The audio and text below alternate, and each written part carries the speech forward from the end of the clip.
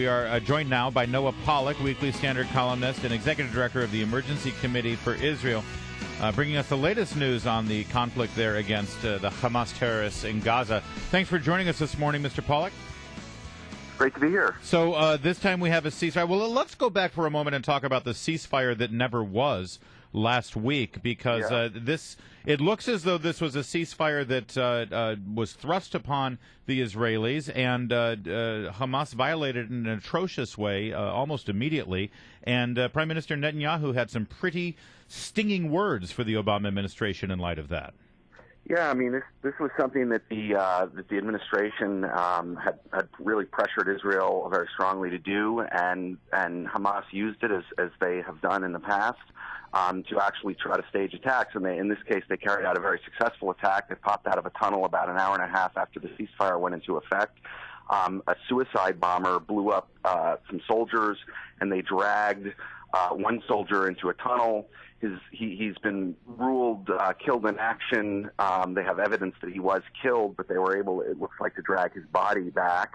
And they violated the ceasefire. And this is unfortunately the nature of the enemy of Hamas. They're dishonest, they're bloodthirsty, and they will use any opportunity to try to kill more Israelis. And what do you think about Valerie Jarrett's comments over the weekend? Yeah, let me play him for you here, just so you know. Valerie Jarrett, Chief White House Advisor of President Obama. Sorry for jumping in there, Susan. Here they are. This is her yesterday on Face the Nation. The White House called that attack totally indefensible. It was. Secretary Kerry has been working vigilantly at the president's direction to be a constructive force. It's a devastating situation. Calling attacks on the hospital, I think it was, indefensible. Yeah. Well, look, I mean, accidents happen in war. There's a couple things. First of all, the Israelis have not finished their investigation. They are not they're not sure that this was an Israeli attack. One of the things that has happened repeatedly in this war and in previous wars is that a lot of Hamas missiles fall short.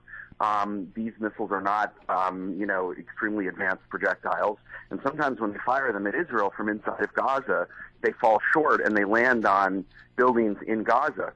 And this has happened before. This happened about a week ago. And so you had this rush to judgment. You had this instant condemnation of Israel.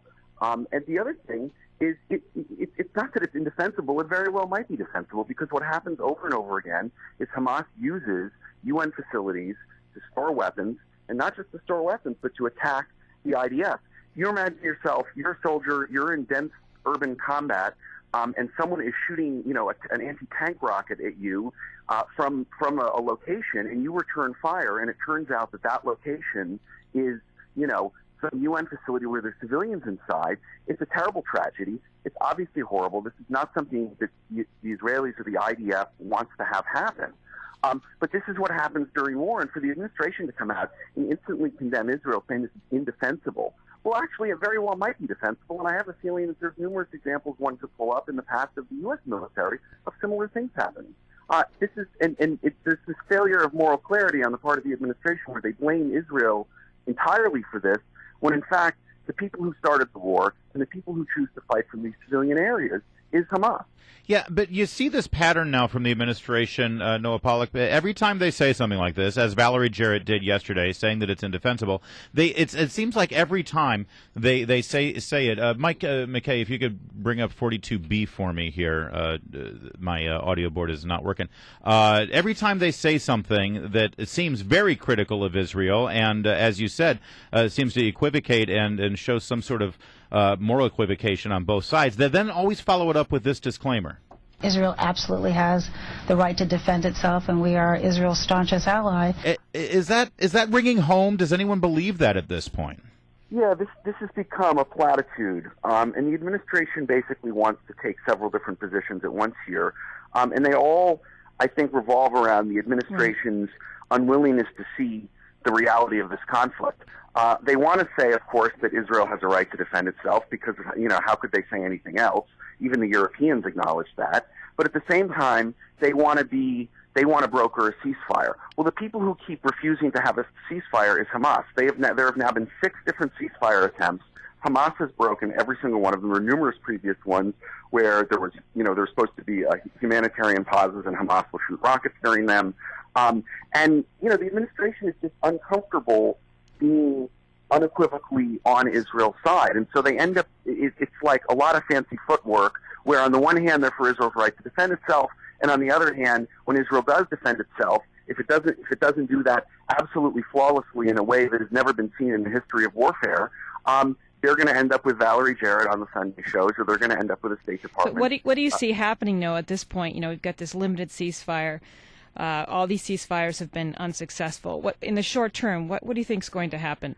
Well, the big change now is that Israel announced, and this is not getting as much attention as it should, but they announced that they would not enter into any more ceasefire negotiations here. And I think this is actually a smart move because it denies Hamas the ability to try to, A, stage more of these surprise attacks, but more importantly, it denies them the ability to kind of try to set the terms of the end of hostilities. And so I think what's happening now is this is just going to play out now for another couple weeks, where Israel is going to just continue degrading Hamas's ability to fire rockets from the air, and eventually Hamas will stop fighting, and that will be the end of things, and then everything will switch to the key goal, which is preventing the remilitarization of Hamas. They've been hurt very badly in this.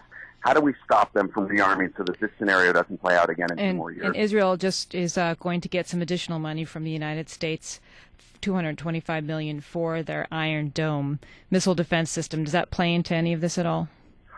Not really. I mean, this has been a long pre-planned thing. It's a technology that is jointly developed by the U.S. and Israel. It has many different benefits for America and for other Western countries who are facing the threat of rockets. It's good for Israel and it's good for America. But we've shown a real willingness to just write these checks to Israel, whereas the Congress has so much trouble passing any kind of spending bill. Yet they were willing to pass this quickly and have it add to the deficit. I think that just shows a real bipartisan desire to support Israel, even though we're hearing something different from the White House. It is, and I think if you asked an Israeli leader privately if they would rather have a little more moral clarity out of the administration or more money for Iron Dome, you very well might hear them say, we would rather not have these Valerie Jarrett and State Department statements condemning us, and they can fund Iron Dome for themselves. Interesting. I bet. And Noah Pollak is our guest from Weekly Standard and also Executive Director of the Emergency Committee for Israel. It seems to me you often hear that the president or his people or John Kerry, and this isn't just this presidency, honestly, you've seen this for the last few administrations, they try to walk this line down the middle so they can be seen as an even a fair broker so that they can be a part of the peace process. But I wonder at this point, we've been trying that for a few decades now, and we're not getting any further with the peace process. Why does the United States have to be a part of the peace process? How about if the United States is just a stalwart ally of Israel, and we can let Belgium be a part of the peace process? Look, I couldn't have said it any better myself. I think actually if the goal of the United States is peace in the Middle East, the best way to have peace in the Middle East is to actually be a stronger ally of Israel, because it is only through making Israel's enemies despair of trying to defeat Israel in battle or trying to win concessions from Israel by starting these wars that you will have peace. And when groups like Hamas see John Kerry and the Obama administration rushing in to try to give them goodies that are essentially rewards for starting wars, it actually makes peace harder to accomplish. Yeah, I agree. Noah Pollak, thank you. We got to leave it there. I yearn for that American leader who will come in and say, you know what, no more of the false equivalency between the two sides. We are Israel's ally, period. Let other people worry about brokering it.